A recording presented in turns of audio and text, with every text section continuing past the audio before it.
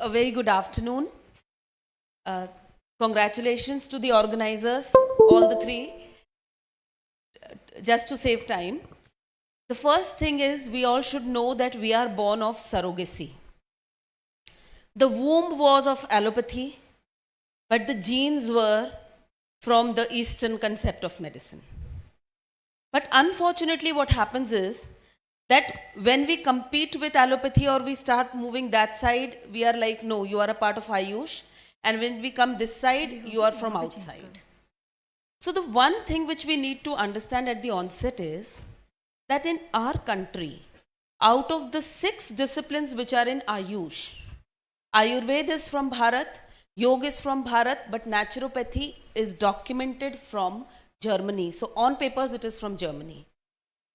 Unani is from Yunan, that is Greek. Siddha is from Bharat and homeopathy is from Germany. So it's 50-50.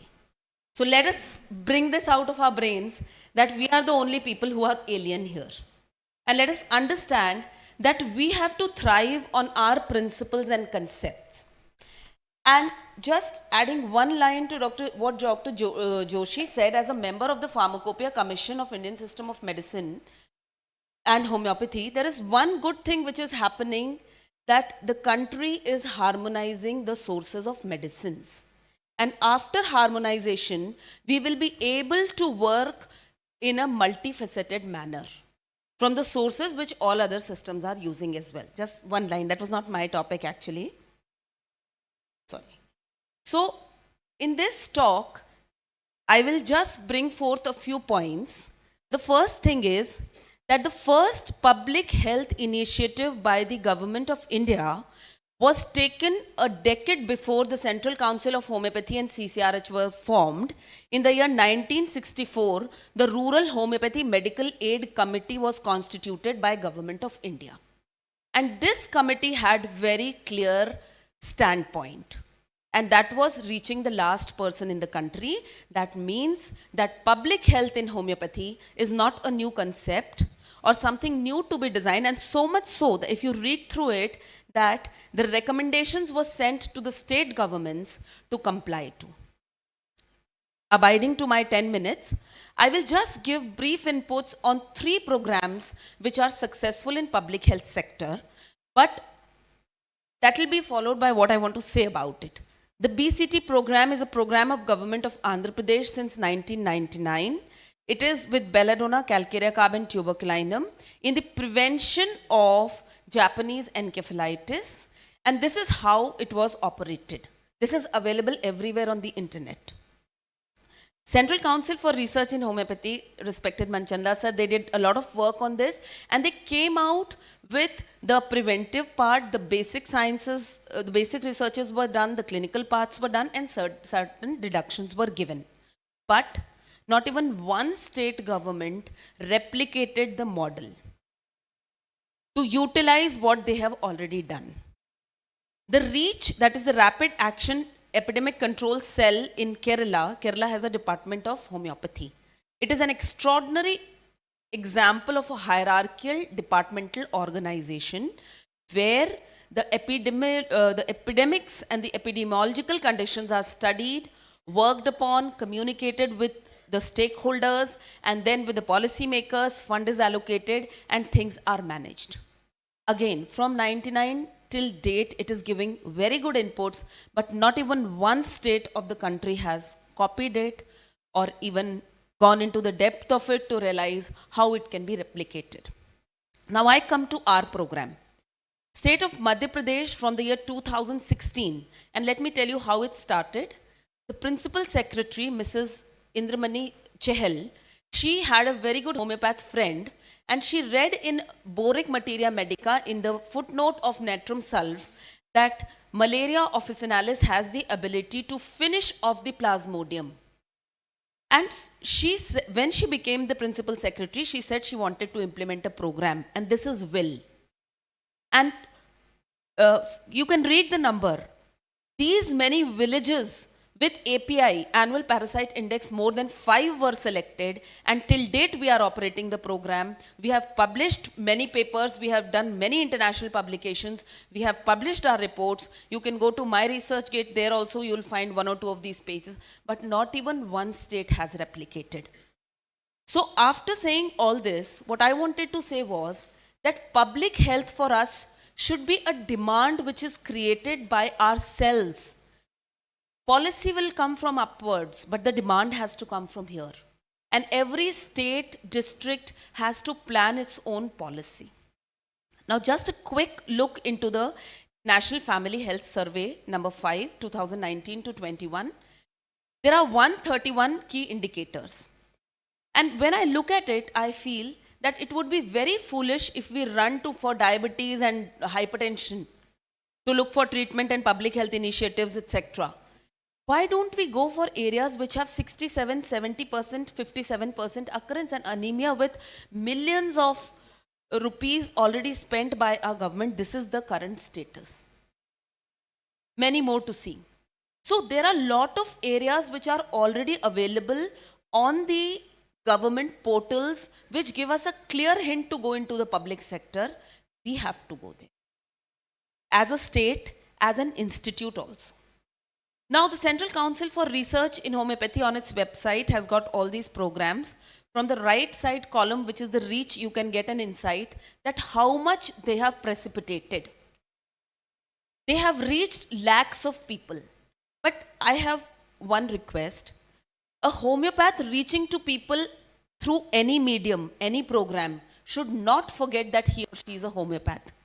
The RBSK homeopaths should not forget they are going to the house of the villager. They should not forget they are homeopaths. And when we are reaching to so many inmates of villages of our country and not replicating, not even one of these programs has been replicated till date. And all the results are already available on the websites. Most of them are finished, few are in existence. Now, what should we do? We means me, you, our institutions and everybody. What should we do straight away into the public sector? The first is replication of existing programs. Definitely in terms of geodynamics and prevalence, things have to be taken care of. We have to use the existing setup. Our malaria program was successful because it was in collaboration with Department of Health. And everything which the Department of Health was doing earlier was going on. But still we gave such a magnanimous result which nobody can believe. We have a 60 to 88% decline in malaria from 2018 till date. And we have more than 70% of villages with 0, 1 and 2 API, which was above 5 before 16. And this is documented by the Department of Health and not us. So this is the first take-home message, I believe, is that use the existing setup. Don't try to create a new setup. That will be a long time. Compulsify public health interventions. That has to be done via the NCH, of course, but the demand can come from all of us. So that all the researchers in our country have got a direction. We have to have a very big hand in the supplementation programs. See, the concept of supplementation did not exist earlier. My great-grandmother did not use shampoo because it was not there. My grandmother did not use a mobile phone because it was not there. So when supplementation issues were neither known nor addressed, how could they be in the homeopathic text? So this is one potential area in public health which we need to take over. Now, 88% of our population is being delivered in hospitals, that is institutions. And Government of India for the last 10 years is targeting 100% institutional deliveries. So why can't the homeopathic graduates fill up this 12% gap? See, after 2 weeks of training, the DAI is doing normal deliveries. She's not giving any medicines. No formal training. So why can't the homeopathic graduates, homeopathic medical colleges and institutions, when we go for inspections and when we are asking the hospital for standards, we want everything. But are we ensuring these institutionalized deliveries? I have an example that in India, children were being born ever since. In 1815, Dr. Juhi Gupta was a Vaidya who studied modern medicine and started this delivery system as per the English system. But MBBS in India came in 1956, 100 years after that. So children were born before that also. So why are we not looking into a segment where we need no permissions, no rules are going to come into our way, which are already existing. We just have to be prepared ourselves.